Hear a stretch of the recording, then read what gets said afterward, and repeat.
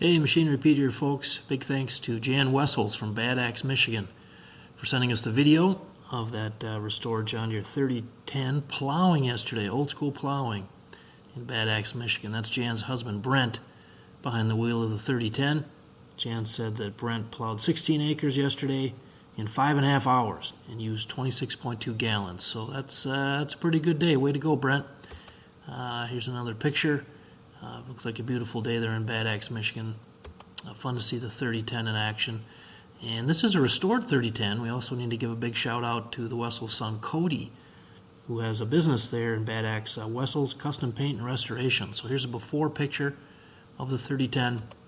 And then again, picture of Dad Brent behind the wheel of the restored 3010. So awesome work, Cody. Way to go. And thanks again to the Wessel clan for letting us enjoy some old school plowing yesterday. Your next piece of equipment is on MachineRepeat.com. Search equipment from dealerships across the country to find what you're looking for. Only on MachineRepeat.com.